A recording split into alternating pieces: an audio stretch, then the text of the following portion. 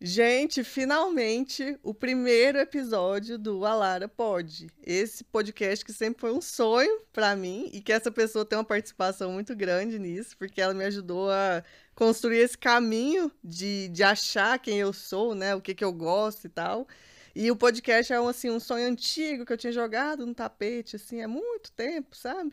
E eu resolvi jogar esse sonho aqui pro mundo e hoje é o dia da estreia desse sonho com uma pessoa maravilhosa que eu admiro muito, que é a psicóloga Nádia Santana. Seja muito bem-vinda.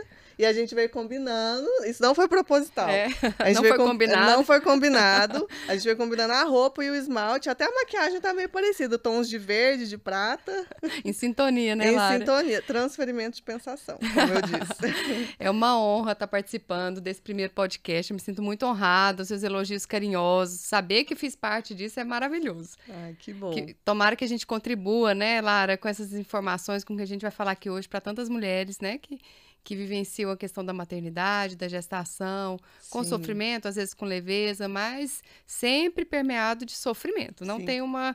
A gente não tem como passar nessas fases totalmente isento de alguma dificuldade, Não tem. de alguma Eu, carga pelo de sofrimento. menos, nossa senhora, a minha gestação eu fui lá no fundinho do poço, mas voltei. Sabe quando você chega lá no fundo, aí você pega impulso, no fundo do poço vai pra cima? Foi o que eu fiz, graças a Deus. Só que tem muitas mulheres que infelizmente não têm essa força, né? Não ausência de força de ser fraca, mas não tem, às vezes, assim, um recurso de fazer uma terapia, né? De ter acesso a um bom psicólogo. Às vezes ela não tem nem esse conhecimento, né? De que, nossa, tem que fazer uma terapia. Às vezes ela acha que aquele processo é natural, É, às né? vezes acha que é natural e muitas vezes acha que nem poderia estar sentindo aquilo. E aí esconde de si mesma, porque nós temos tanta. Eu falo que nasce uma mãe, nasce o julgamento, né? Lógico. É muito julgamento e muita culpa. Então, quando acontece uma gravidez que a pessoa está sentindo sensações que não são positivas, a primeira coisa que a pessoa faz é se julgar por causa do julgamento externo. Então, Uhum. muitas vezes ela carrega aquilo sozinha, se sentindo uma má mãe já na gestação, Uma solidão. uma solidão mesmo. É. E se fala, se a pessoa fala, ela é automaticamente julgada. Totalmente. Então, a Tipo gente assim, não como que pode. você não tá achando incrível estar Isso. grávida? Nossa, eu me senti. Eu ouvi demais isso, assim. Eu chegava num lugar. Nossa, e aí, como você tá se sentindo? Eu falei, moça, tô me sentindo péssima. Cheguei um dia numa loja de roupa, eu tava com a barriga deste tamanho aqui. Ela, nossa, você tá tão linda, como que você tá se sentindo? Eu, péssima, eu tô me sentindo uma bosta. Me sentindo feia, cansada, meu emocional tá péssimo. Isso eu falando com a vendedora da loja, imagina, o jeito que eu tava. Ela, nossa, eu me senti tão incrível grávida. Eu, gente, como assim? Eu não me senti incrível grávida.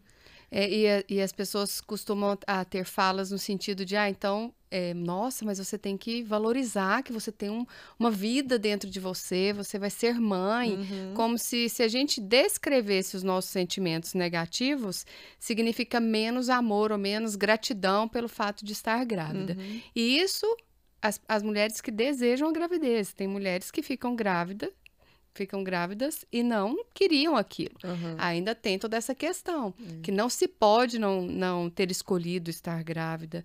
Então, são muitos julgamentos, né, Lara? A gente precisa falar sobre isso com esse podcast, falar mais, para Precisa. trazer informação e para que as mulheres se respeitem mais. Então, essa Sim. questão da gravidez plena. Eu Hum, queria até ver uma pesquisa sobre isso. Quantas mulheres passam por uma gravidez plena, como essa vendedora te descreveu? E aí fica parecendo que essa é a única realidade que é. temos. E eu acho que é E menos, eu né? ouvia isso e eu senti uma culpa enorme, gente. Assim, eu pensava, gente, mas será que eu não amo meu filho? Será que eu sou uma mãe tão péssima, assim, que eu não tô me sentindo plena, não tô me sentindo bem, não tô me sentindo bonita. Eu, assim, na minha gestação toda, eu tive momentos muito pequenos que eu me senti arrumadinha, apresentável. Agora aquela coisa, nossa, a fêmea grávida, o meu feminino, não sei o que. É muito Nada difícil essa disso. questão. Eu falo que quando a gente se torna mãe, Lara, a gente perde a nossa identidade em muitos momentos. Muito, A questão muito. da perda da identidade Esse corporal. microfone que você tá falando longe dele, tá pra cá. Falar Você assim? puxa ele um pouquinho pra cá, ficar mais um rumo e tal. Peraí, gente. Assim? Isso. Ficou melhor, Nick? Nick? Eu tenho que começar de novo? Não, Não? Não ficou nada assim péssimo, não, né? não, pode. Ah, então tá. Foi mal, gente. Erros de... Problemas técnicos. essa questão de perder-se durante a gravidez, a maternidade, porque a primeira coisa que a gente perde é o nosso corpo. Então, a gente tinha um corpo que é totalmente transformado, e aí você olha para uma nova identidade corporal, que naquele momento a mulher pensa que aquilo é definitivo, muitas vezes. Eu nunca mais teria o meu corpo de volta. E isso quando não há mudanças que não tem como voltar, como estrias. Quantas mulheres sofrem com estrias e pensam assim, não, isso nunca mais vai sair do meu corpo. Então, essa questão da identidade corporal, quem sou eu, afinal de contas, agora? Eu sou a Lara, eu sou a Nádia? Quem sou eu? Eu sou essa gestante. É muito essa questão da identidade corporal, emocional, da identidade como mulher, a questão sexual envolvida durante a gestação, no puerpério. São muitos fatores que a mulher tem que lidar e que a gente não conversa sobre isso. Não conversa. Quando e se você falar que não achou incrível, uau, nossa, você não gosta. Eu fui chamada, teve uma mulher que comentou uma vez no meu TikTok que ela tinha pena do meu filho. Não, pra gente... inclusive é outra coisa que eu quero falar aqui. Os comentários, os julgamentos vêm muito mais de mulheres, mães.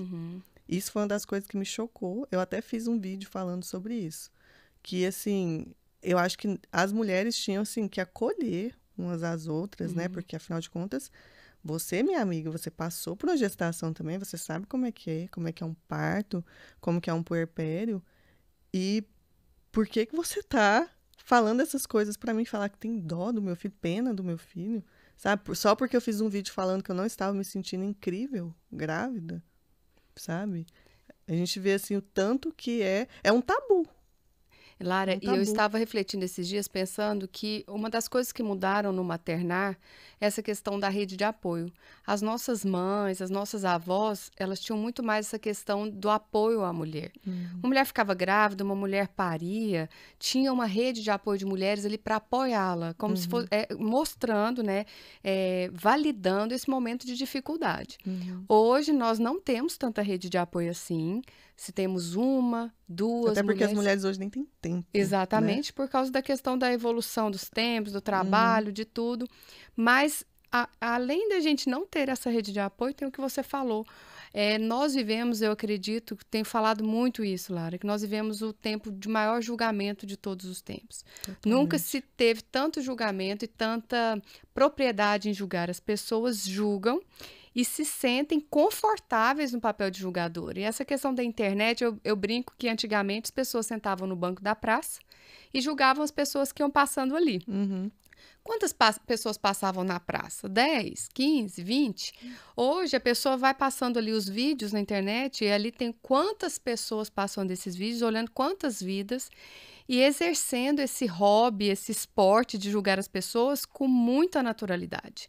É impressionante como as pessoas julgam. E essa questão de você falar as mulheres... Então, além da gente não ter a rede de apoio como a gente tinha, a gente tem um contra-apoio aí. A gente tem realmente uma avalanche de julgamentos. Eu realmente acho que as mães são os seres mais julgados do planeta mesmo. E isso causa tanto sofrimento, isso desestrutura, né? Como uma fala dessa é maldosa, né? Tem o dó do seu filho. Nossa, doeu em mim que eu senti dor física quando eu li, sabe? Eu bloqueei a mulher.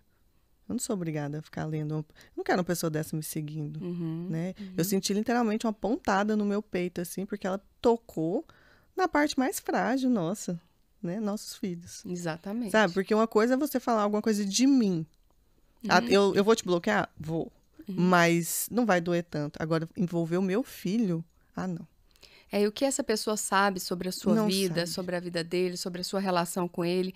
Por que a gente acha que, porque a gente ouviu um aspecto da sua maternidade, do seu maternar, da sua relação com você como mulher, por que ouvindo um segmento da sua vida, a gente acha que você é uma péssima mãe? Pois é. Da Tem onde que a pena do meu pessoa filho. tira isso? Também, eu acho um absurdo. E esse negócio que você falou do julgamento, né? Que hoje está muito fácil julgar. E esses tempos modernos criaram um lugar muito confortável para você julgar. Você não tá cara a cara com a pessoa, Exatamente. né? Você tá a quilômetros e quilômetros de distância da pessoa. Essa mulher, ela não teria coragem de olhar para minha cara e falar isso. Eu tenho certeza. Certeza. Exatamente. Mas como ela tá lá na casa dela tranquila, é muito fácil escrever um comentário falando um absurdo desse. Exatamente. Graças a Deus que existe o bloco hoje em dia, né, gente? Graças a Deus.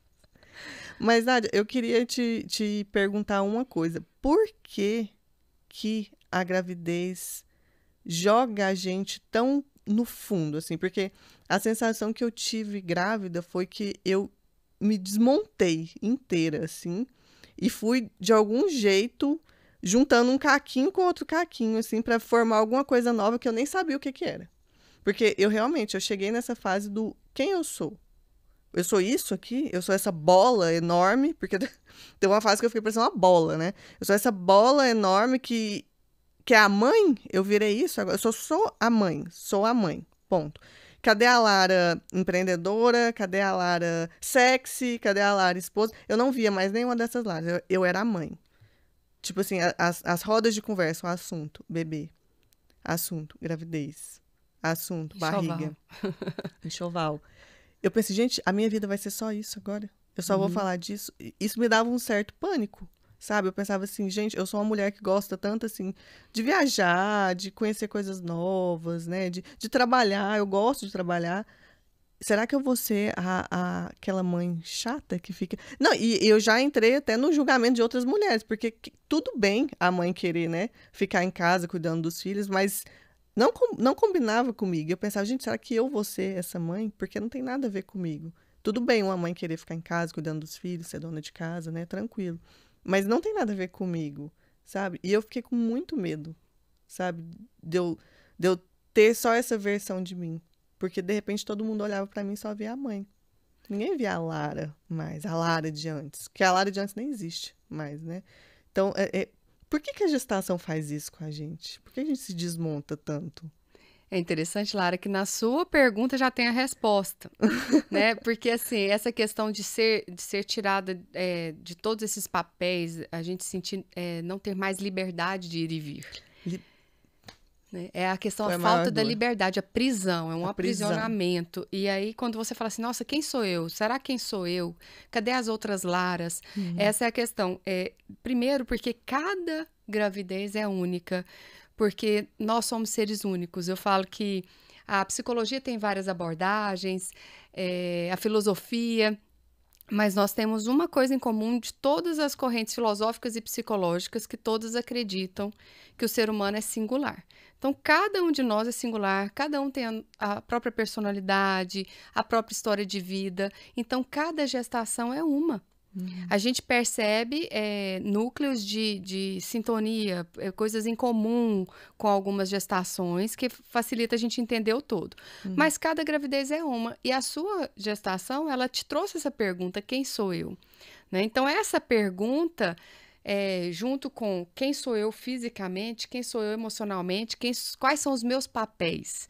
Porque quando a gente faz essa pergunta, quem sou eu, envolve os nossos papéis, que hoje, quais são os seus papéis? Seu papel de mãe, seu papel de esposa, de filha, de irmã, de empreendedora, de arquiteta, de comunicadora. Tem tantos papéis aí na sua identidade que naquele momento você era impedida de tantos papéis. Essa foi a minha maior dor, eu acho, na gestação.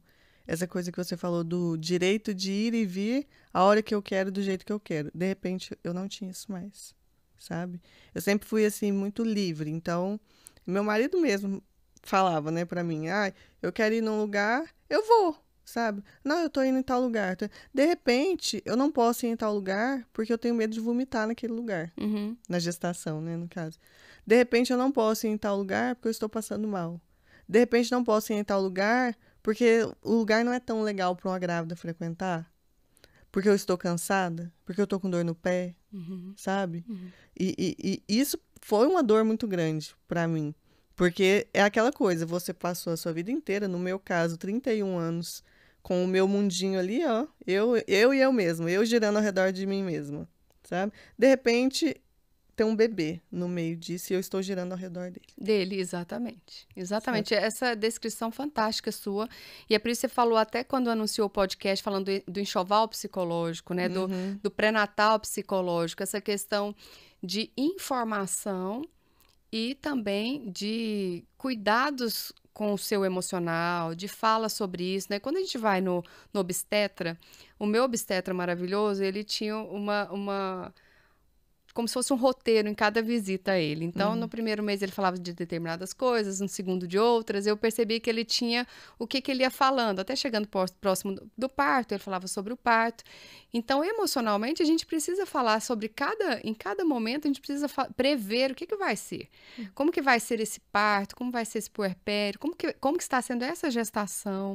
Porque essas informações de que se você, neste momento, tivesse uma possibilidade de compreender que a sua identidade retornaria, que hoje, com o Alfredo com 4 meses, você está aí, né, na sua vida, indo e vindo, com o apoio que você tem da sua rede de apoio, isso já te tranquilizaria. Então, informação, cuidados emocionais já facilitam essa questão.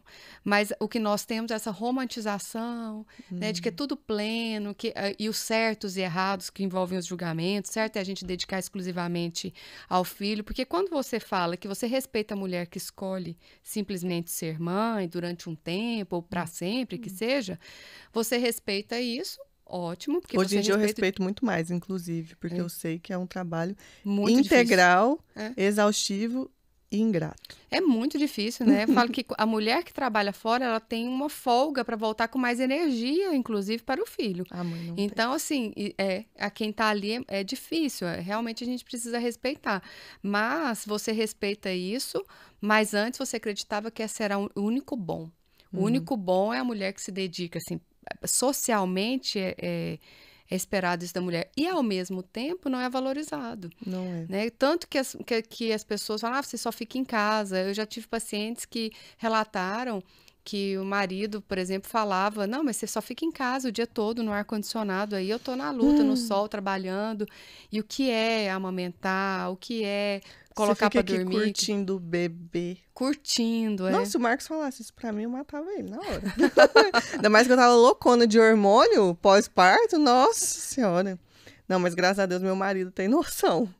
Mas, inclusive, vou puxar aqui uma dor das minhas seguidoras. A falta de apoio do marido. O marido, muito mais apoiador da mãe, no caso a sogra, do que da própria esposa que tá ali recém-parida com o filho embaixo do braço.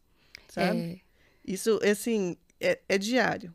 Eu recebo todos os dias relatos de mães que não têm apoio do marido. O marido acha que ela está em casa, no ar-condicionado, com um bebezinho lindo, dormindo 14 horas por dia. Na minha experiência profissional, a maioria das mulheres reclamam disso, da falta de apoio, e eu acho que tem muito perfil, claro, cultural de como os homens são criados mesmo, mas também falta informação. Nesse enxoval psicológico, é preciso trazer o marido para informar qual será, e negociar com esse marido, qual será o papel dele no puerpério. Porque a mãe tem um papel, mas e o pai? Qual é o papel do pai no puerpério? Qual o papel do pai na gestação? Qual o papel do pai na gestação? Eles não sabem, eles estão sem rumo, e a gente não pode nem julgar, porque se eles não sabem, como que eles vão fazer? Então, é preciso informar mesmo, dar os caminhos para o pai. Então, a mulher precisa disso. E, além de não sentir o apoio do pai, essa questão da liberdade que você falou, Lara, acontece muito, que eu falo que no puerpério é a maior índice de sensação de vontade de matar o marido mesmo. Eu tive. Pela liberdade que ele tem. Como que é isso, gente? Poder acordar e sair de casa? Como que é isso, poder tomar um banho tranquilamente? Como que é poder usar o banheiro? Comer, gente. É possível comer em paz. Isso me acompanha até hoje, amor, desculpa. Mas isso me acompanha até hoje. Ele tá me vendo ali do outro lado do vidro. Opa, caiu aqui. Ele tá me vendo ali do outro lado do vidro. E tem dias que eu sinto tanta raiva do Marcos. Tipo assim, gente, como que é fácil pra ele? Eu tô aqui descabelada, sem comer até agora. Não tomei banho. Não posso nem fazer um cocô em paz. E ele tá lá. Ele já tomou banho. Ele já tomou o café dele, ele tá no escritório dele trabalhando. Eu tô aqui com a minha vida profissional parada, tô aqui contando assim, nossa, eu vou ter 20 minutos para eu trabalhar enquanto o Alfredo dorme. E ele não, ele tá lá o dia todo trabalhando. Dá uma raiva. Dá uma raiva. É compreensível? É compreensível. Não é a vontade de matar o marido? É compreensível. E o marido precisa entender. Perdoada, amiga. Só não realize isso, por favor. Seu filho precisa de você, ele não vai te visitar na cadeia. Isso mesmo. Mas essa questão que você falou do enxoval emocional, a parte do pai, eu acho isso incrível da gente falar. Tipo assim, nem a própria mulher sabe. Como que meu marido pode me ajudar na gestação? E Qual que é a assim, participação emocional, até a participação dele ali em alguma coisa de resolver, de alguma ajudar? tarefa. Como que ele pode ajudar? Lara, e você acredita que muitas vezes a mulher atrapalha a ajuda? Porque a mulher também, quando o bebê nasce, muitas vezes se sente tão forte, tão unida, porque a questão da separação do bebê, ela demora um pouco a acontecer na Demora. maioria das mulheres. Uhum. Cada uma também com seu tempo. Mas ela fica tão simbiótica com o bebê que aí vai lá o pai, coloca a fralda, ela fala, não, mas não é assim. Aí coloca uma roupa, não, mas essa blusa não combina com esse short. Eu já fiz isso. A mulher precisa deixar que um pai exerça o papel dele do jeito que ele quer. Eu falo assim que às vezes você fala assim, olha, toda vez que a mulher que estiver escolhendo amamentar for amamentar, pai, apareça com um copo d'água. Porque é uma sede incrível que a gente Uma sente. fome também. Uma fome, né? Então vai lá, leva alguma coisa para ela comer, para ela beliscar ali, uma água para beber. São coisas que é importante, né? A questão do sono. Amamentou durante 40 minutos, às vezes, durante 1 hora. Nossa. Pega para pôr para arrotar. E a questão o marido, muitas vezes, tem a justificativa, eu trabalho amanhã. E a mulher, às vezes, está de licença maternidade, vai estar ali, mas a mulher também vai trabalhar. Né? Então, a gente precisa dividir esses cuidados, né? Mas isso precisa ser conversado antes. Às vezes, antes até de engravidar, se for possível. Com certeza, antes de engravidar. Porque o marido acha assim, não, tá em casa, não tá fazendo nada. Só que ele esquece que é uma mãe que primeiro tá se recuperando de uma cirurgia, às vezes, se ela fez cesárea, se recuperando de um parto normal, ela tá fraca, tá debilitada. Ela tá com um recém-nascido, claro, tem todos os cuidados com ele, dar banho, amamentar, que é exaustivo. Ela está totalmente vulnerável emocionalmente. Ela já teve que lidar com palpites desnecessários, tanto no período do puerpério quanto na gestação. Então, assim, é tão difícil, fora os trabalhos com a casa, né? Às vezes tem outros filhos, né? Só que não, tá em casa, não tá fazendo nada. Tá assistindo televisão, no ar-condicionado. E não é. Você me fez lembrar, Lara, que essa questão do maternar antigamente, essa questão do resguardo, tanto que era valorizado, a mulher era cuidada no resguardo 40 dias, sem mal levantar da cama, não tomava banho, não lavava cabelo, assim, tomava banho, mas não lavava o cabelo, tinha toda uma... Não pode pisar descalço, era uma proteção à mulher. Não pode tomar sereno. Assim, às vezes até uns cuidados que... talvez exacerbados, mas era uma proteção àquela mulher que acabou de parir. Hoje em dia, a mulher, com 1 semana, tá lá fazendo tudo, sem esse apoio, sabe? Quantas mulheres tinham ao redor dessa mulher que estava de resguardo? Não, e às vezes tem as mulheres ao redor, só que a própria mulher, a gente já tá, assim, num ritmo tão frenético, assim, então, a gente é tão agitado, tão ansioso, que a própria mulher, ela quer fazer as coisas. Eu fui essa mulher, sabe? Com dias de parir, eu tava agachando com meu filho no colo. Teve gente que viu isso, quase morreu. Eu falei assim, gente, mas eu nem vi eu fazendo. Porque a mulher, é até outra coisa que eu quero falar. A mulher, ela tem uma tendência centralizadora muito grande. Eu dou conta de tudo. E se não for do meu jeito, não serve. É exatamente isso que você falou. O pai, às vezes, vai pôr uma roupa no neném. Não, mas essa combinação não ficou boa. Eu já fiz isso, já.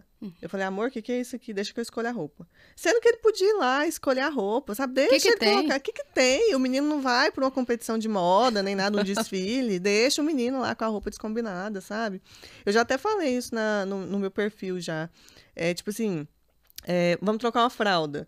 O marido, ele não vai ser tão bom quanto você para trocar a fralda durante um tempo. E tudo bem, gente. É alguma coisa que está comprometendo a segurança do bebê? Não. Só não está sendo feito do seu jeito, talvez não está sendo perfeito. Tudo bem, deixa ele fazer, porque a partir do momento que você fala assim, não, deixa que eu faço porque ele faz errado, você está tirando a oportunidade do seu homem aprender a fazer. Porque você não nasceu sabendo trocar fralda também. Isso. Você não nasceu sabendo dar banho, você não nasceu sabendo, sei lá, ninar.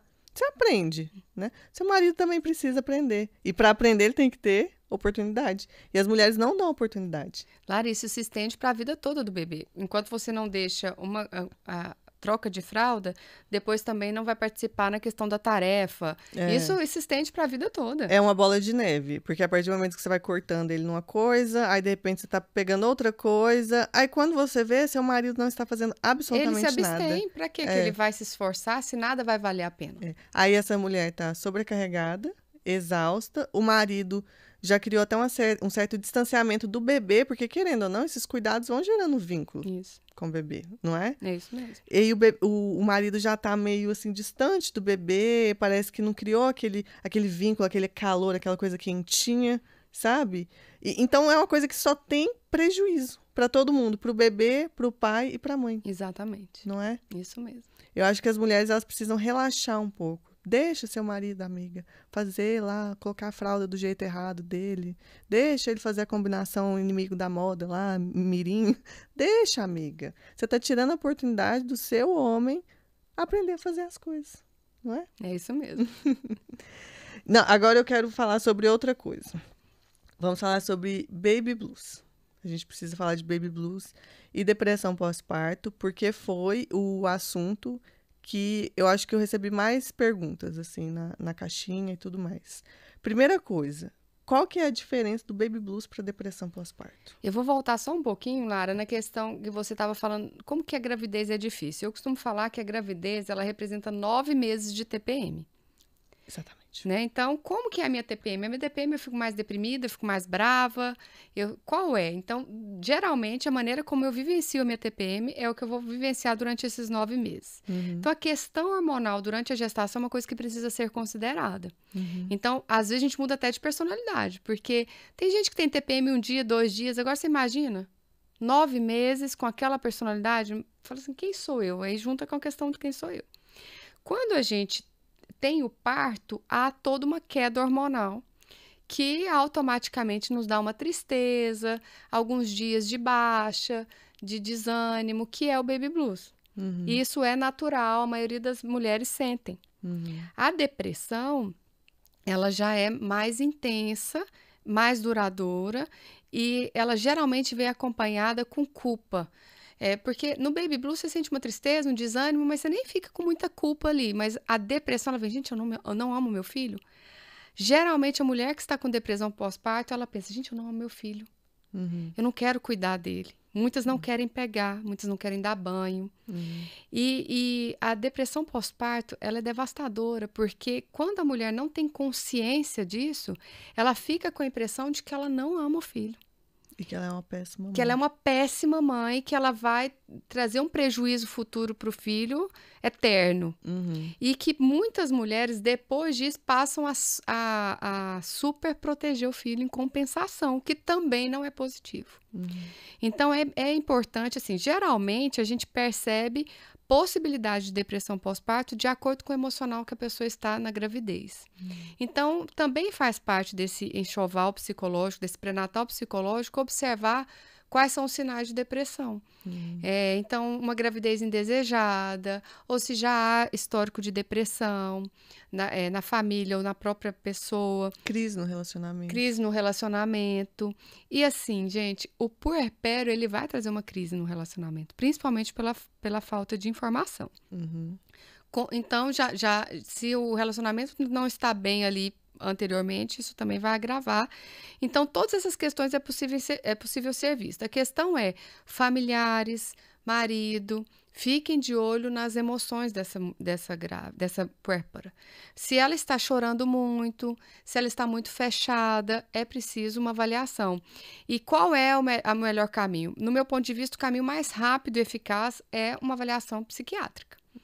Porque o psiquiatra vai fazendo uma consulta ali, ele vai poder identificar se há uma depressão pós-parto e geralmente a medicação vai ser o melhor caminho. A terapia também vai auxiliar, só que a terapia não é numa sessão que vai se identificar, talvez um psicólogo não consiga identificar numa única sessão se há uma depressão pós-parto. E se você for escolher um dos dois caminhos, vá para o caminho medicamentoso, que o resultado é mais rápido. Mas o ideal, aí, diagnosticando uma depressão pós-parto, é que se tenha um acompanhamento psicológico. Foi o que aconteceu comigo. Ai, gente. Eu, assim, tive uma fase de...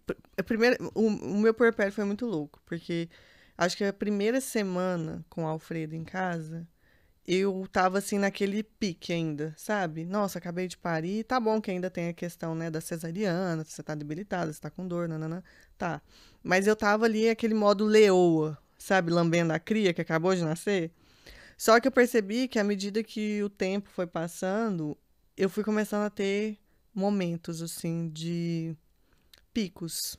Tipo assim, de raiva, sabe? Do nada, eu ficava com ódio por nada, sabe? Aí eu tinha momentos de tristeza, aí de repente, ficava tudo ok.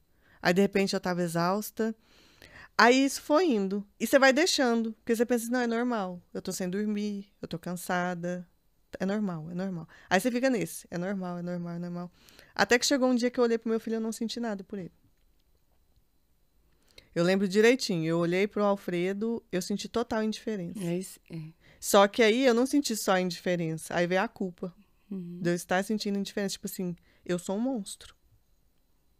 Foi essa sensação que eu tive, que eu era um monstro. Eu pensei, meu Deus, eu não nasci para ser mãe. E nesse dia, graças a Deus, assim, eu tenho uma base, assim, de informação, né? Graças a Deus, eu pensei assim, eu acho que eu estou entrando numa depressão pós-parto. Eu preciso, como eu sempre falo na minha rede, eu preciso me movimentar aqui agora. Porque a tendência é ir ladeira abaixo. É. Cada vez mais, cada vez mais. Inclusive, uma coisa que eu tive que muitas mães falaram pra mim que sentiram, que eu não tinha noção que era tão comum, é o medo de fazer mal ao próprio filho. Uhum. Uhum. Eu, assim, às vezes eu tava segurando o Alfredo, por exemplo, perto de uma janela. Eu pensava, gente, e se eu ficar louca e jogar o Alfredo pela janela? Uhum. Aí, às vezes, você tá, sei lá, segurando ele perto de alguma coisa que pode machucar ele. Nossa, e se eu pegar esse negócio e machucar ele? Sei lá, uma tesoura, tá perto de alguma coisa pontiaguda. Eu comecei a ter esses pensamentos. Uhum. Aí, além desses pensamentos, eu tinha os pensamentos catastróficos também. Tipo assim, nossa, eu vou deixar meu filho cair do meu colo. Ai, eu vou levar o meu filho no médico e vai sofrer um acidente, a gente... Eu não tinha paz, um minuto Sabe na por minha que os cabeça. pensamentos catastróficos? Porque é um ciclo.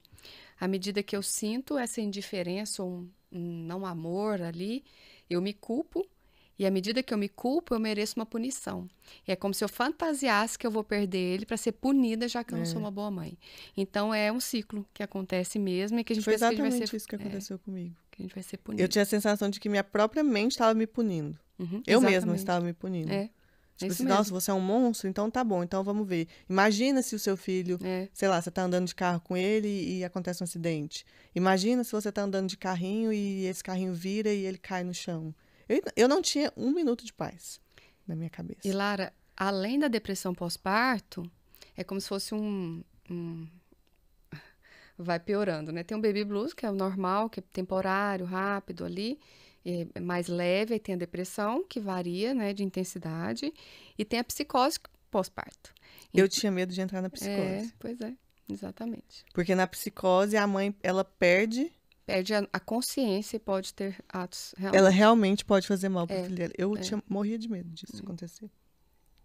É muito sofrimento para a mãe, gente. Por isso que muita por isso que coisa. quando você fala assim, gente, mulheres se unam, parem de julgar as mulheres, né? Aí Pelo você menos... entra na internet, o que é que tem lá? Uma mãe falando que tem pena do seu filho. Pois é. Te Imagina. julgando porque você deu fórmula pro seu filho. Sabe? Ai, gente, pelo amor de Deus. Inclusive, mais uma questão, a amamentação. Eu fui uma mulher que... Desculpa. Eu amamentei o meu filho exclusivo apenas 11 dias. Uhum. Por quê? Porque eu não tava aguentando a rotina de amamentação. Porque eu tinha a ideia, assim, toda romantizada. Assim, eu imaginei que eu não fosse nem ter leite, para começar. Só que eu tive leite, graças a Deus. Eu tive meu colostro lá na maternidade, não sei o quê. O meu leite desceu com uns 5 dias, eu acho. E eu tive leite e tal, só que eu não gostava de amamentar. E a rotina de amamentação começou a ficar extremamente exaustiva. Porque a cada 2 horas um neném aqui. Incluindo a madrugada. Entendeu? Ai, peraí, gente. E aí, eu mandei mensagem pro médico e falei, doutor, pelo amor de Deus, me passa uma fórmula, eu não aguento. Nesse momento, como você teve a depressão pós-parto, provavelmente você já estava em depressão. Não que a gente precise justificar a não amamentação com uma depressão, Né? tá? Porque, assim, faz parte do não julgamento essa questão da escolha. É importante para a criança ser amamentada? É importante. Ela ganha vários benefícios com a amamentação. É fundamental? É vital? Não é, né? Então, assim, ninguém vai morrer por causa disso, essa questão, né? Então, a questão é, a mãe, ela é o ponto-chave na relação mãe e filho. Se a mãe não está bem, se ela não está estruturada, não adianta que o filho não vai ter o suporte que ele precisa. Então, hoje nós temos essa questão, eu até postei uma frase que era assim, não existe filho feliz sem mãe feliz. Então, a mãe é a protagonista. Quando você vai... Eu sempre falo lá, mãe bem, bebê bem. Exatamente. Então, esse é o ponto. Quando a gente fala, quando a gente vai visitar um bebê na maternidade, o foco não é o bebê, o foco é a mãe, como você está, o que você precisa. O foco é a mãe. A gente precisa valorizar essa mulher que acabou de parir, que está ali no processo de se descobrir como mãe, seja de primeira viagem, o primeiro filho, seja de segundo, como é ser mãe de 2. Quando a gente tem o segundo filho, outras emoções vêm também. Como eu vou dar Acho que conta de todo amar os filho. 2? Como que vai ser o ciúme do meu filho? Como que vai... Tantas coisas envolvidas ali. A gente precisa de compreensão, a gente precisa de respeito. Se a gente exercitar o respeito às mulheres, a gente vai estar beneficiando tanto a mãe quanto o filho. Então, a gente precisa entender que a gente precisa se cuidar. A gente precisa se cuidar para que esse filho seja feliz. Não existe filho feliz sem mãe feliz. Então, se eu estou infeliz amamentando, se eu não estou conseguindo, ponto. As pessoas pensam que é uma escolha bem banalizada, assim, né, Lara? Ah, não quero amamentar, não, quero, né... Eu fiz um vídeo pro TikTok falando que eu odiei amamentar, que eu não achei essa coisa incrível. Nossa, uau, meu momento. Não, eu não gostei. E eu tive leite, né? Porque geralmente tem aquela coisa, né? Ah, você não teve leite, parte pra fórmula. Tá, mas e a mãe que teve? Eu não amamentei o meu filho exclusivo por outros motivos. Não foi só porque eu não gostei. Eu falei o vídeo falando que eu não gostei, realmente. Mas eu não conheço uma mãe, Nádia, que não amamentou o filho porque não quis. E tudo bem. Ah, não quer, não quer. O filho é seu, você faz o que você quiser. Ninguém tem nada com isso. Mas eu não conheço uma mãe. Todas tentaram.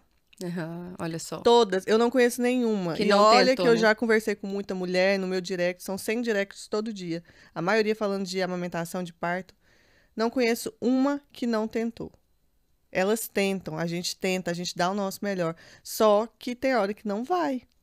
E tudo bem. Gente, é todo dia, caixinha de perguntas. Eu estou querendo dar fórmula pro meu filho, estou me sentindo muito culpada. Muitos julgamentos. Porque além da culpa, tem o julgamento. Né? E essa questão, você conseguiu amamentar. Tem muitas mulheres que nem conseguem, né? Por causa de dor. E Quantas sentem mulheres têm menos mulheres mastite, por causa disso. inflamação, pus, tantas coisas que acontecem. Falta de informação. Hoje em dia temos consultoras de amamentação que facilitam a vida de algumas Vários mulheres. vídeos na internet também. Hoje nós temos mais informação, embora muitas vezes a gente nem tenha acesso a essa informação. Então, existe essa culpa mesmo, até por uma idealização. Essa idealização aí de que quando a gente vai engravidar, a gente vai se sentir a melhor mulher do mundo, quando a gente parir, o parto vai ser aquele idealizado, e quando a gente for amamentar, vai ser aquela sensação maravilhosa. O que a gente tem de propaganda é isso. E aí, se a gente não se encaixa num desses caminhos, aí a gente tá errada. Aí vem a culpa, e aí com culpa, a gente já se apresenta de uma maneira mais fácil de ser julgada também, Lara. Sim. Não estou falando que foi o seu caso, mas se eu me culpo por uma escolha que eu fiz, de alguma maneira eu passo esse discurso e é como se eu abrisse caminho para ser mais julgada.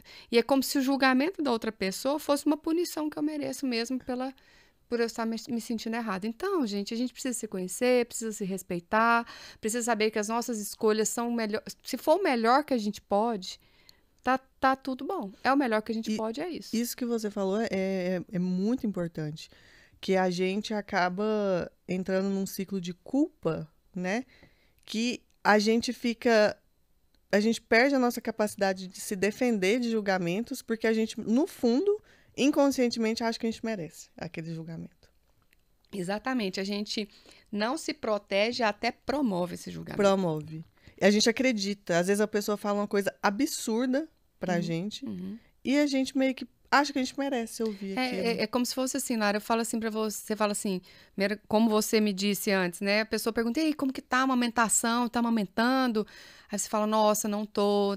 O jeito que você fala já é um julgamento. A gente precisa falar assim, sim, eu não estou amamentando, essa foi minha escolha. Uhum. Se eu estiver segura disso, se eu estiver me respeitando, é isso. Não precisa ficar justificando, não, sabe o que aconteceu? Eu não tava dormindo direito. É uma coisa que eu Tanana. percebo. As mães se justificam demais. E a da gente que não tem justificativa nada abre. aí. Nada a caminho, ver. né? Nossa, não, mas é porque não sei o que, eu tô cansada. Aí vai um texto enorme. A minha escolha foi essa. Minha escolha foi essa. Dentro do meu contexto, dentro das Uhum. minhas possibilidades, eu escolhi não amamentar. Ponto. Fim de assunto. É claro que você, por exemplo, quando você vai fazer um vídeo, você quer colocar ali mais coisas, é outra Aham. coisa, é informação. Que essa informação que você leva, Lara, por que que tem tanta repercussão? Porque uma coisa que é terapêutica, vale tão quanto uma terapia. É você saber que outras pessoas passaram por isso. É. Sabe quando você fala, nossa, eu não sou a única, isso, Pensei nossa, que isso é fosse só terapêutico. comigo. Isso é terapêutico. Por isso que tem tanta repercussão. Uhum. Então, por isso que vale você, por exemplo, contar a sua, mesmo que você sofra com os haters aí que você tem que bloquear, mas vale você informar, você mostrar o jeito que você pensa, porque você realmente leva a identificação com as mulheres se identificam e aquilo é curativo. Uhum. É porque, assim, eu gostaria de amamentar meu filho, assim, se fosse uma coisa que eu estivesse bem e tá tudo funcionando bem. Só que não tava. Tá, o leite tá aqui saindo, mas não é só isso que eu preciso Não pra é. amamentar. Você tem que ter um psicológico pra amamentar um bebê, porque não é uma vez. É a cada 2 horas, a cada 1 hora, dependendo da idade do neném, de madrugada, todos os dias, durante meses, né? A recomendação é 6 meses de amamentação exclusiva. Eu não aguentaria. E não é só, preguiçosa. Eu fui chamada de preguiçosa, igual eu te falei. Egoísta, preguiçosa, mole. Só que a pessoa esqueceu que tem a minha parte psicológica. Que ela tem que estar funcionando pro meu filho estar recebendo ali uma mãe em plenitude. E eu não estava em plenitude. Eu estava exausta, nem estava precisa, cansada. Plenitude, eu acho que nenhum filho tem uma mãe plena, sabe? Nem Totalmente momento. plena. Realmente, não tem mesmo, não. Nunca, eu acho. Nunca. Acho que não existe ninguém muito pleno, nem homem, nem mulher, ninguém não tá muito existe. pleno hoje em dia, né? É o melhor que pode, mas com o mínimo de saúde emocional para poder amamentar, né, Lara? Que é o que você tá querendo dizer. É, a saúde emocional. E a minha saúde emocional estava péssima. E a amamentação estava contribuindo muito para me jogar mais para baixo. Por causa justamente dessa rotina exaustiva. E, além de tudo, eu não estava achando incrível, nem nada. Eu não tenho culpa nenhuma de falar isso. E duas coisas básicas, Lara, que a gente precisa levantar é a questão hormonal e a questão da privação do sono, que a maioria das mães passam, que quando a gente não sabe disso, quando eu engravidei do meu filho, do João Eduardo, né, que era minha 4ª gestação, tinha perdido 3. Quando eu engravidei do João, eu tive uma coisa que chamava Síndrome das Pernas Inquietas, que eu nem sabia que existia, que a 80% uma porcentagem das grávidas tem. E pessoas não grávidas também têm, que é a perna se movimentar involuntariamente, então eu não dormia. Senti um gelo no meio da perna, como se fosse no osso, e ela se movimentava. Então eu já não dormia na gestação. Não sabia que existia isso. E as pessoas falavam, dorme, Nádia, porque quando nascer você vai ver, que você não vai dormir, como se fosse uma escolha, né? Mas aí a questão, a gente tem uma prévia de que não vai dormir bem, mas a privação do sono já foi utilizada como forma de tortura. Uhum. Então, a privação de sono, ela descompensa a gente organicamente, emocionalmente, de tantas formas, que também isso é uma coisa muito importante, que é nesse momento em que algumas pessoas... tem alguns bebês que dormem bem, mas quantas mulheres até 2 anos da criança não dormem bem? Às vezes mais, né? Inclusive, foi um conselho que eu recebi. Lara, primeira oportunidade, durma. O neném dormiu? Durma. A casa tá caótica. Deixa. É. Dorme. Isso. Eu conseguia? Não. Mas eu recebi o conselho. Cumpri ele? Não. Porque aí entrava a questão da culpa. Tipo assim, nossa, mas o bebê dormiu, você vai dormir, você tem uma casa pra cuidar, você tem um marido. Sabe, é autocobrança em cima de autocobrança o tempo inteiro. Eu não conseguia relaxar. Às vezes eu queria dormir, mas eu não conseguia relaxar para eu poder dormir. E existe também, Nara, não só a questão da culpa, mas quando a criança dorme, nos dá a sensação de liberdade. Uhum. Porque quando ele está acordado, você está o tempo todo disponível a ele. Então, quando ele dorme, você pensa, estou livre para fazer o que eu quiser. Uhum. E a gente quer arrumar a casa, a gente quer organizar as coisas, a gente quer fazer as outras coisas também. Então, sempre é um dilema entre eu vou descansar ou eu vou produzir. Só porque, não só com um conselho, mas com uma orientação técnica, teórica, de que é necessário dormir, talvez se isso fosse dito não como um conselho de, não vai lá e dorme, mas como uma coisa vital para a saúde emocional, talvez você tivesse considerado mais e dormido. Se forçado a dormir para o seu emocional ficar melhor. Porque não tem saúde emocional com privação de sono. Não tem. Inclusive, eu acho, já pegando um assunto que você falou lá no começo, que tem uma falha muito grande dos médicos nisso aí, no pré-natal. É uma falta de orientação muito grande. Eu me sentia meio cega, grávida, assim. Porque, o meu médico é um médico super conhecido aqui em Goiânia, ele é um ótimo médico, confio demais nele. Só que eu senti falta desse acolhimento e essas informações, assim, fora tá tudo bem com o bebê. E o resto, assim, o que eu vou sentir esse mês?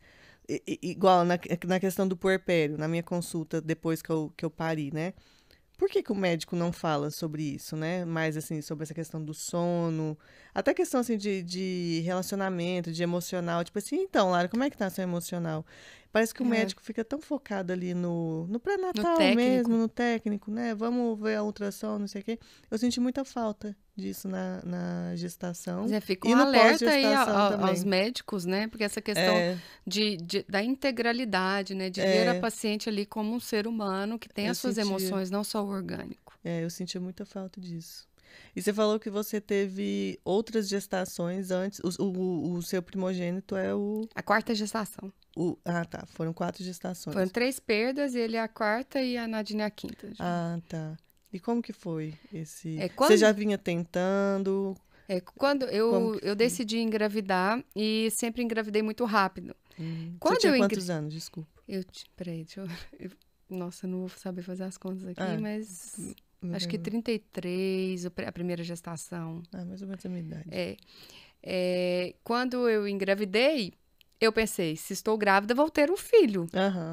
É o que todas pensam. Engravidei, contei pra todo mundo. E aí, em torno de 8 semanas, eu perdi. E aí, como que foi? Assim, desculpa, você foi no banheiro e saiu sangue no papel higiênico? Comecei a sangrar muito. E aí, já fui na minha obstetra e fiz, que era uma outra médica, fiz a ultrassom e já detectou que o coração não estava batendo. E aí, espontaneamente, eu perdi, não tive que fazer curetagem nessa. E aí, aquela questão é impressionante, que eu falo que eu, como psicóloga, eu falo que é melhor o psicólogo que passou por sofrimentos. Aquele psicólogo que não teve sofrimento na vida, ele não vai ser tão bom, não, sabe? Porque não que a gente não possa se colocar no lugar do outro, mas ali naquele momento, entender como é o luto de um bebê que nem a barriga cresceu, porque com 8 semanas eu não tinha nem barriga. Mas aquela sensação de perda, de luto, não só minha como do pai, foi difícil contar para as pessoas, ter isso, e mais uma vez o julgamento, você andou de salto? Você não fez muita caminhada? Você não fez aquilo? Sempre a questão da perda, a mulher não segurou. É uma super responsabilização da mulher. Eu brinco, né, que quantas mulheres aí que a gente tem em situações desfavoráveis na nossa sociedade, que usam drogas, que carregam 3 meninos no colo, que empurram carrinho de papelão na rua e estão ali grávidas, né? E por que acha que a gente perdeu? Porque fez alguma coisa que não deveria ter feito, né? E aí eu pensei, então, né, me dei conta de que não é engravidar e o filho nascer. E aí engravidei pela segunda vez. Você se sentiu menos mulher quando você viu que você tinha perdido o bebê? Assim, de alguma forma você pensou assim, nossa, meu corpo não consegue segurar um bebê. Eu não me senti assim porque... Porque isso vem do julgamento. Às vezes a gente nem pensou isso, mas alguém vai falar, não conseguiu segurar o bebê. É difícil falar de mim porque por ser psicóloga, já nessa época eu já tinha muitos anos de psicologia, de terapia, né, Lara? É uma condição diferenciada quando a gente se cuida emocionalmente, quando a gente se conhece. Então, eu não me senti, mas é muito comum que a mulher se sinta, inclusive por causa dos julgamentos mesmo, né? Na segunda gravidez, eu pensei, agora vai, né? Agora vai, segunda vez. Mas a gente já escolheu não contar para as pessoas, né? Essa questão aí. Já fica aquele medo, né? Nossa, será que teve alguma coisa a ver de eu ter falado muito cedo das pessoas? Vem um monte de coisa, né? Um monte de crendice também. Da questão de não... E também, assim, não criar expectativa nas outras pessoas. E não ter que passar por compartilhar com o outro e aumentar a questão do julgamento. E aí, perdi pela segunda vez... mais ou menos em torno de 8 semanas. E aí, a terceira vez de novo, perdi. E aí, os médicos falavam, até 3 perdas é normal. Escutar isso pra mim era tão surreal, que eu falava assim, como assim? Até 3 perdas é normal? Nem se investiga, Lara. Não vai no hematologista para poder... Aí, o meu médico, mesmo assim, passou toda a questão do diagnóstico e não foi descoberto nada. E aí eu engravidei pela 4ª vez e assim, o meu irmão na época ele fazia ultrassom, ele é médico, ele fazia ultrassom e eu ia mais ou menos de 15 dias acompanhando eu tinha essa possibilidade, é tão intenso, assim, o nosso emocional é tão forte que eu fui para um parto normal, né, que o meu desejo era do parto normal e aconteceu as dilatações, 9 centímetros de dilatação, e o João Eduardo não descia. Porque eu acredito que emocionalmente eu segurei uma gestação inteira, psicologicamente segurando esse bebê, que ele não desceu para nascer, entendeu? Seu corpo parece que ficou tão traumatizado, né, que ele estava assim, não, eu vou segurar esse bebê aqui. Segurando. E aí o João Eduardo, depois de muito tempo de trabalho de parto, foi cesárea. E aí decidindo ter um segundo filho, um medo de perder novamente, né? Um receio de perder. Eu sempre tive muito desejo de ser mãe. Com essas perdas, eu só pensava, será que eu não vou ser? Né? Será que isso não vai acontecer? Mas com a maior esperança de que seria, porque sempre parecia uma certeza que eu seria. Então, na outra gravidez não tive perdas entre um e outro. Nadine, aí engravidei da Nadine. Nadine nasceu de parto normal, com um médico que acreditava que se poderia ter um parto normal pós uma cesárea, que não é comum. A maioria dos médicos não deixam que a mulher tenha um parto normal depois de ter uma cesárea. E a Nadine nasceu de parto normal, e então tive essas 2 experiências aí. E como que foi esse luto desses nenéns que você perdeu? É um luto real, como todos os lutos. Inclusive, a gente precisa, quando... Sempre, eu não sei se você já viu, mas quando a gente vai fazer uma consulta, a pessoa pergunta quantas gravidezes você teve, quantos partos. É uma pergunta natural, né? Então, assim, eu acolho esses bebês como sendo os meus filhos, mas foi um luto, uma tristeza mesmo de perder um filho. Né? Uma coisa que eu percebo é que as pessoas não acolhem esses nenéns que se foram, né? Parece que elas veem só um aglomerado, uma coisa que se desfez e pronto. E tanto que uma das frases mais comuns de consolação, né, é falar, não, mas ainda bem que foi cedo. Não, mas você faz outro, você é jovem ainda. Exatamente. Sabe, como se fosse uma coisa desconsideração àquela vida. Aquela vida, como se fosse assim, uma coisa muito substituível. Tipo assim, essa caneca caiu, quebrou, não, eu coloco outra aqui. E eu, pelo menos, não vejo assim. Eu vejo como um filho meu mesmo, que de fato ele dentro da minha barriga. E eu não vivi essa experiência de perder um filho. Eu vivi uma experiência de ter um sangramento no começo da minha gestação. E o pânico que eu senti quando eu vi aquele papel higiênico sujo, eu acho que eu senti, assim, claro, um pequeno pedaço dessa possibilidade de ter que viver esse luto, né? Porque eu fiquei, assim, mesmo assim, eu nunca fui uma mulher muito materna, né, nem nada, mas o dia que eu vi o sangue no papel higiênico, no comecinho da gestação, eu chorei. Eu pensei assim, meu Deus, eu não sei se eu suporto essa dor. Tá vendo? De perder esse filho que eu não sei nem como que é. Assim, eu ainda tô aprendendo o que que é ser mãe, a sensação de ser mãe. E parece que eu já tô tão apegada a isso, né? Que de repente isso some. Foi tão desesperada, eu fico pensando como que é um processo, né? De uma mãe que realmente perde esse bebê. Às vezes tem mães que perdem o neném já muito avançado, né? Igual eu conheço o caso de uma... Ela nem é conhecida minha, enfim. Ela teve que fazer uma cesariana para tirar o filho morto da barriga dela. Eu não consigo... me dá um nó aqui na garganta só de pensar.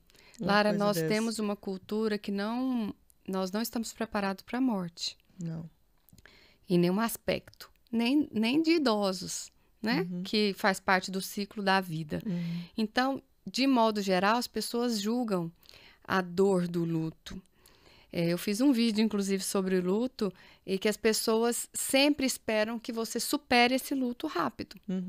Então, olha só, de um idoso, a gente não está preparado, né? A gente não é preparado e a sociedade nos cobra uma superação rápida. Na questão do aborto espontâneo, é como se menos validasse ainda, a sociedade não valida a dor de um aborto. Não valida como que aquilo é um luto e passa por todas as fases do luto mesmo. Claro que as fases do luto elas são diferentes para cada pessoa, tem umas passam mais por um aspecto, por outro. Geralmente são quais fases? Tem a negação, tem a barganha, que a gente pensa se isso, se aquilo, aí tem a raiva, e depois a gente vai passando pela elaboração, acho que saltou na minha memória um aqui, mas são 5 fases que geralmente a gente passa até a gente se adaptar. E não é porque a gente adaptou que a gente não vai sofrer. Eu tenho um luto de um irmão que morreu há mais de 30 anos atrás. E é um luto que, talvez por isso eu conheça o que é a dor de um luto, de saber que não é assim, é insuperável. A minha mãe lidou por toda a vida dela com a dor de perder um filho, que ela é insuperável. Mas as pessoas não aceitam que você ainda sofra por um filho que se foi. Nem um filho que tenha vivido, né, fora da barriga ou apenas dentro da barriga. Essa questão também conheço uma pessoa, uma amiga minha que perdeu, já estava para nascer e a bebê faleceu. E ela está passando pelo processo de luto, já tem algum tempo, mas ela ainda está no processo. E as pessoas pensam, você tem que superar. Tem que superar. Essa questão do julgamento, também julgamento é o grande mal da nossa sociedade, né? Se a gente acolhesse mais as pessoas do jeito que... a dor é da pessoa. Se ela está sofrendo até hoje, quem vai viver isso é ela. Quem sou eu para falar, não, já deveria ter superado? A minha avó, ela tem quase 80 anos, até hoje ela vive o luto do filho que morreu com 3 dias de vida. Tá vendo? Há 57 anos atrás. Aí, tá vendo? Tipo assim, nossa, do nada, assim, ela vai e fala, nossa, o Marco Antônio estaria fazendo 57 anos hoje. E ela fala engasgada. Minha avó com quase 80 anos. Na época ela era uma menina, quando ela engravidou. Pois a gente precisa respeitar o luto. A gente precisa aprender que, às vezes, até a gente preparar, né? Eu coloquei nas minhas redes sociais que os meus filhos foram preparados para a morte da minha mãe, para a morte da avó. E a maioria das vezes a gente nega, finge que não vai acontecer, porque não pode conversar sobre isso. Ainda mais com crianças. Com crianças, né? Então, Nadine tinha 8, João 11. E minha mãe doente cronicamente, uma oportunidade de se preparar as crianças, né? Porque nem todo mundo pode passar por isso. Mas eu falava, a vovó está sofrendo muito, ela vai falecer, a gente vai ficar sem ela vai morar com Jesus. E uma conversa, uma preparação, eles tiveram a oportunidade de despedir dela, mas isso raramente acontece. Com os meus sobrinhos, por exemplo, a mãe falou, o que eu faço? Né? Eu falei, eu vou fazer assim, se você quiser trazê-los. E essa transparência é importante até para as crianças. É importante. Eu lembro de ver o caso da Dona Ruth, a mãe da Marília Mendonça. Eu não sei se você chegou a ouvir essa história, de que quando a Marília Mendonça, né, infelizmente morreu de um jeito súbito, trágico, quando ela morreu, eles esconderam do filhinho, né, o Léo, que ela tinha morrido. E ele desenvolveu um problema de saúde. Do nada, parece que, não sei, a glicemia dele começou a ficar muito alta, do nada. Enfim, só foi eles falarem que a mamãe tinha ido morar no céu. Eu até arrepio de Eu falar isso também. aqui. Passou. Mesmo. Parece que a criança tem... Eu tô toda arrepiada aqui Eu de também. falar isso. É, parece assim que é uma conexão tão forte, né? Assim, no caso dele, mãe e filho, né? Que parece que ele sentiu mesmo a morte da mãe, mesmo sendo tão pequenininho. Ele é um bebê, né? Praticamente, o Léo. As crianças sentem. E é bom ser transparente com as crianças, então, A com relação a sensação, isso. quando a gente não conta ou não deixa se despedir, é que ele foi abandonado. Uhum, Ou que a mãe não morreu. uhum, Quantas crianças que não vêm, que não passam pelos rituais que a gente precisa ter, que ficam com a sensação de que não é verdade. uhum, Então, ter a oportunidade de inclusive, ver a pessoa tendo morrido é importante. uhum, É importante mesmo ver, né? No caso dela não seria possível, né? Mas informar mesmo, contar, fazer um processo de despedida, algum ritual que seja de acordo com a idade é muito importante. E você acha que esse ritual é importante para a mãe que perde um filho durante a gestação? É importante. Porque até agora a gente falou assim das pessoas de fora que estão Uhum. julgando. Mas o que uma mãe que já perdeu um filho há meses, às vezes, não superou ainda? Às vezes essa mãe nem menstruou ainda. Porque eu tenho o caso de uma amiga muito próxima minha que perdeu um bebê já tem um tempo já. Até hoje ela não menstruou. Eu falo, amiga, eu não sei se tem algum sentido isso, mas eu acho que a sua mente ainda não aceitou e isso está reverberando no seu corpo. Seu corpo ainda não permitiu que seu ciclo continue, porque seu ciclo ainda está lá. Eu acho. Eu até arrepio de novo de falar isso aqui. Eu acho que de alguma forma o corpo dela sente, sabe, que ela não superou ainda, ele não está pronto para gerar outra vida. Ainda porque aquela vida ainda parece que está... Aquele luto ainda está muito presente nela. Ele vai estar eternamente, né? Mas eu acho que ela não fechou o ciclo. Sabe? Como que uma mãe que perdeu um filho, né, interrompeu uma gestação, pode passar o processo de luto? Eu acho que, igual você falou, nunca passa, né? Mas pelo menos fechar esse ciclo. Quanto menos concreto, mais difícil o ritual. Né? Então, não teve barriga, não teve um corpo, né? né? É mais difícil que seja um ritual. Mas, no caso, o que me parece, mais o caso dela, é de um autorrespeito, né? De acolher que isso aconteceu, de tirar o cis. No processo do luto de uma mãe, Lara, o que eu mais vejo é tirar o cis. Se eu não tivesse feito isso, se eu não tivesse feito aquilo, se eu tivesse feito tal coisa, se eu tivesse... Sabe? O si, ele traz um tanto de culpa para uma mãe que perde um filho, seja na gestação, seja posteriormente, que sempre tem o cis. Então, a gente precisa aceitar, e aceitar não quer dizer gostar. Aceitar que isso aconteceu comigo, que eu não tenho responsabilidade, porque eu não tive intenção. Sem intenção, não há responsabilidade. E eu preciso aceitar que isso aconteceu, trazer ele para minha vida, né? Foi um filho, meu filho. Às vezes, nesse processo, se a pessoa quiser escrever uma carta, né, ao bebê que não nasceu. E eu costumo falar, ele foi seu filho, ele é seu filho. Ele foi seu filho durante tantos dias de gestação. E ele será sempre seu filho. Então, acolher isso, aceitar, trazer, porque as pessoas negam, não liga não, você vai ter outro, essa questão que você disse, é como se a gente fosse obrigada a fingir que aquilo não existe. Então, existiu, foi importante, ele é meu filho, ele esteve comigo nesta vida durante esses dias, então esse processo já vai auxiliar. E se a pessoa sentir de fazer algum ritual, como esse de escrever uma carta... Ela escreveria a carta e faria o quê E com a carta? guardaria o que ela quisesse, ela poderia guardar nos guardadinhos afetivos dela. E se né? talvez ela pegasse alguma peça que ela comprou, um sapatinho, por exemplo, e Pôr fizesse alguma junto. coisa, não sei, talvez É, enterrar? pode, depende. A pessoa vai sentir no coração do que ela pode fazer. Ela Levar cria o numa ritual igreja, dela. ela cria de acordo com o que fizer sentido para ela. Se, por exemplo, se for uma pessoa que quer pôr fogo, né, como se fosse uma cremação e guardar, ou jogar numa água, cada pessoa pode fazer de alguma forma, se respeitando e aceitando a situação, e aceitando que pode doer o quanto for. Quanto for. A culpa, Lara, é que mais faz com que a gente fique preso no luto de uma maneira negativa.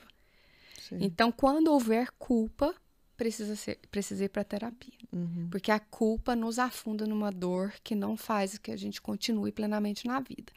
Mas a dor do luto, ela sempre vai existir, mas se não tiver culpa, provavelmente já está saudável. E essa questão, assim, de você ter que dar um nome, às vezes não tinha nome ainda, o bebê. Isso é relevante ou só se for relevante para Só ela? se for relevante. Então ela tem que fazer o que for relevante para ela. Exatamente. Se é Exatamente. importante que eu dê um nome pro meu filho, eu sentia que era um homem, então vai chamar tal e é isso. Eu tive o fulano e infelizmente Deus tirou ele de mim e vou fazer o meu ritual. Ela tem essa liberdade de criar Exatamente. o ritual. Eu, por exemplo, não senti necessidade de ter nomes. Não né? sentiu. Mas se a pessoa sentir, é uma questão de respeito. Se eu me respeito, se eu respeito a minha dor, eu vou me acolher e vou fazer o que é necessário para que eu passe por aquilo. A mãe, ela fica presa nesse luto de uma forma negativa, né? Como você falou, do bebê que ela perdeu por culpa. Então, geralmente é por culpa. Ela acha que o corpo não segurou, ela foi fraca, ela fez alguma coisa errada.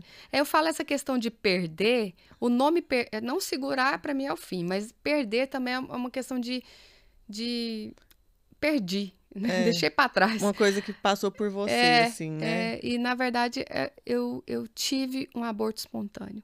Essa é a melhor maneira de falar. Eu tive um aborto trocar espontâneo. os termos também, Exatamente. isso ajuda. Eu acho que isso ajuda. Verdade. Eu tive um aborto espontâneo. Não, eu não consigo nem imaginar, assim, a dor que deve ser. E nos casos das mulheres que pensam que não poderão ter ou que não terão mais por uma idade, ou porque então se separou, porque o luto, geralmente quando há luto na família, há separação. Não vamos generalizar, porque nada para o ser humano é generalizado, mas às vezes há um conflito na relação. E aí, se houve uma separação, se a mulher não tem mais aquela pessoa, então não vai engravidar, ou passou da idade, porque existe a perda e existe a possibilidade de não ter filhos. São duas dores. São duas dores. E a mãe que não pode ter filho, ela recebeu esse diagnóstico. Pois é. Como que ela pode trabalhar isso? Aí é preciso terapia. Se a pessoa deseja, aí ela precisa ressignificar isso, ter formas de maternar diferentes, né? Produzir de alguma forma alguma coisa para a vida. Porque né? muitas vezes essa mãe que realmente ela ouviu, né? Alguém fala, você não pode ter filhos. Ela já possivelmente tentou várias vezes, às vezes já passou por vários abortos, enfim. Às vezes ela se submeteu a tratamentos que são bem invasivos, né? Eu até falo lá no meu perfil, eu não tenho nada contra os tratamentos. Eu acho que eles estão aí, né, para ajudar. Mas eu acho que é uma coisa que tem que ter um preparo, um enxoval emocional para o casal passar por um tratamento de fertilidade. Com certeza. Porque tem uma parte assim mecânica e agressiva. E agressiva. Porque tem a injeção, exames invasivos, muita coisa. É invasivo até difícil. para o homem. E olha que a maioria das coisas não é invasiva para o homem, até para o homem é invasivo, né? Exatamente. Né? Na hora de coletar material, aí a mulher ela tem que receber hormônios, tem toda uma preparação, né? Para ela, enfim, tem que ter um enxoval emocional para fazer um tratamento desse. Às vezes a mulher passou por tudo isso várias vezes, né? Já fez vários tratamentos e não deu certo. É muita coisa para ela administrar. Exatamente. Né? Talvez um acompanhamento. Realmente eu acho que a partir do momento que... Acho que todo mundo tem que fazer terapia, gente, no final. Mas a partir do momento que você decidir pela maternidade, eu acho que o acompanhamento psicológico faz muita diferença. Desde antes da gestação. Uma coisa que é importante falar, Lara, é quando você fala assim, todo mundo precisa de terapia, que é uma frase comum de quem já fez ou faz terapia. Eu falo que não necessariamente a gente precisa. Talvez agora você vai mudar o jeito de falar. Muitas pessoas vivem sem terapia, então não precisa, mas todo mundo é beneficiado pela terapia. Então, a terapia traz benefício para todas as pessoas. E a gente tem alguns mitos ainda. Apesar da evolução dos tempos, muitas vezes a pessoa pensa que para fazer terapia precisa ser semanal, por exemplo. Eu tenho muitos pacientes que fazem, às vezes, mensal, que uma sessão de terapia, Lara, faz uma diferença para uma pessoa. A pessoa fala assim, não tenho dinheiro para fazer terapia no meu pré-natal, não posso fazer, porque, eu tenho que investir no enxoval. Tá, você não consegue fazer terapia, você consegue fazer uma sessão? Às vezes uma sessão de divisor de águas. 1, 2, quantas você conseguir fazer, uma sessão faz diferença. Quanto mais sessões, claro, mais possibilidades de suporte psicológico mesmo. Então, a gente precisa informar isso. Isso é uma coisa muito, muito bacana de se falar. Que a gente tem aquela ideia de que tem que ser semanal, às vezes até mais de uma vez na semana. Exatamente. Só que não, às vezes uma sessão que você faz ali na sua gestação, até mesmo antes, né? Já seria legal. Uma vez eu falei nisso no Instagram, eu penso que as pessoas, alguns psicólogos podem ficar grilados comigo, né? Ficarem bravos com isso. E às vezes pensa que para mim, digamos que financeiramente seria muito mais vantajoso eu falar, não, a gente precisa ser uma vez na semana, precisa ser 2.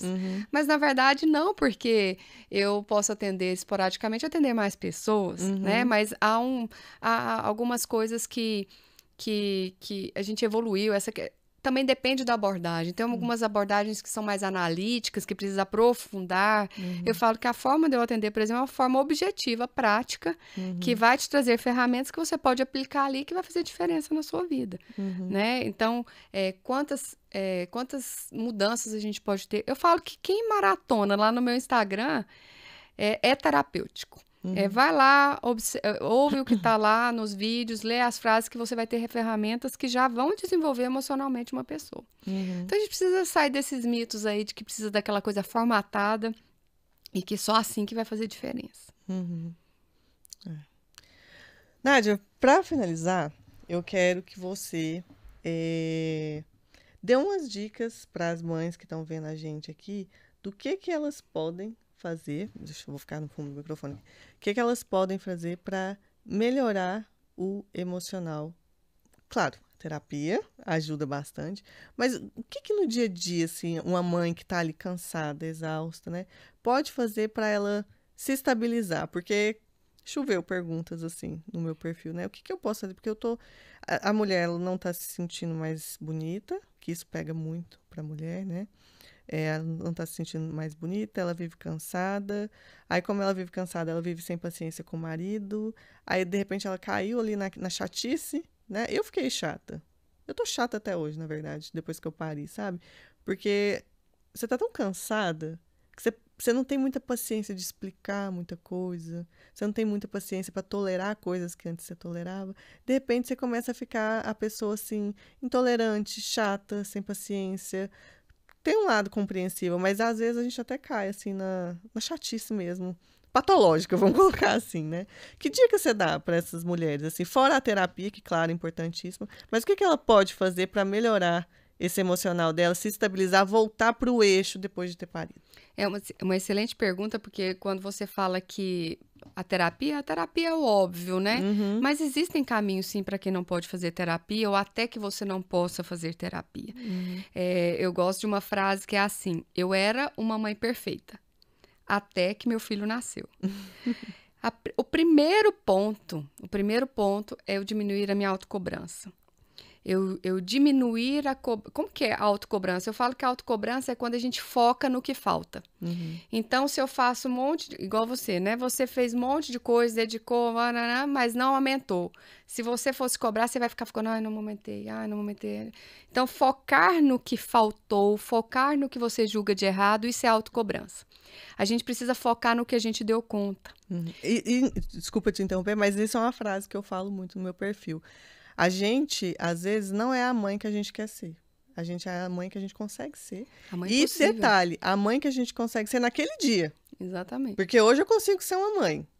Até tal ponto. Amanhã, não sei. Posso estar cansada, posso estar de TPM, porque eu voltei a menstruar agora. Talvez eu vou até um certo ponto. Mas você pode ter certeza que eu estou sempre fazendo o melhor que eu posso naquele dia. Então é isso. A gente materna do jeito que dá. Não do jeito que a gente idealiza, do jeito que a nossa sogra falou, que a mãe falou, que o fulano falou. A gente materna do jeito que a gente consegue e pode ter certeza que a mãe tá dando o melhor que ela pode naquele dia. Exatamente, isso mesmo. A autocobrança, a gente precisa diminuir, o caminho é esse. O caminho é isso que você falou mesmo, saber que a gente faz o que a gente pode. Existem mães que não fazem, Mara. Realmente. Não é uma questão, toda mãe faz o melhor que pode. Existem algumas mães que não fazem. Mas quem tá sofrendo é quem queria fazer, né? Então, a maioria faz. A maioria faz. Exatamente. E então, essa é uma dica fundamental, pensar isso, estou fazendo o que eu posso fazer, focar naquilo que eu estou conseguindo, que é o caminho, e contextualizar. A pessoa que é muito exigente consigo mesma, que é muito autocobrante, ela tira o contexto. É como se fosse assim, eu preciso amar meu filho, cuidar dele como se eu tivesse dormido bem, eu esqueço que eu não dormi bem, eu esqueço que eu tô com o meu corpo todo com os hormônios alterados, eu esqueço o contexto. A pessoa que é autoexigente, ela não considera o contexto. Então, considere o seu contexto e foque no que você deu conta. E isso vai fazer com que você diminua a sua autocobrança e se respeite mais. Quanto mais você se respeitar, mais saúde emocional você vai ter. E mais vai se proteger desses julgamentos externos, né? Então, esse é o que a gente pode fazer para ter mais saúde emocional. E um apelo mesmo, Lara. Eu acho que esse podcast é um apelo ao não julgamento às pessoas, né? Se você quer contribuir para uma mãe, não é julgando que, né, o seu filho, nossa, que pena do seu filho, isso não vai ajudar o Alfredo, não vai te ajudar, não vai ajudar ninguém. Então, a gente precisa caminhar para ser mais respeitosas com as mães. As mulheres precisam levantar essa bandeira do não julgamento. Também acho. Gente, eu acho que pro primeiro episódio a gente arrasou. Acho que a gente arrasou. Nádia, muitíssimo obrigada. Né? Eu tô muito feliz mesmo. Eu acho que a gente falou sobre tanta coisa. Nossa. Acho assim que vai ter uma relevância muito grande, porque igual a gente falou lá no começo, as mães estão carentes de suporte, de ajuda, de acolhimento, né? Porque ela saiu da maternidade atrás de porrada. Desde a gestação, na verdade, né? Mas eu acho que depois que ela pare o filho, assim, É pior ainda. é pior. Tem que ter uma casca, sabe? E eu acho que a gente tá ajudando essas mães a ter essa casca, porque a casca da mãe é informação. Eu falo lá no meu perfil, a mãe informada vale por 2. Excelente. E eu acho que a gente jogou bastante informação legal aqui e com certeza muitas mães vão mudar muitas coisas, né? Porque eu acho que tudo começa aqui. Exatamente.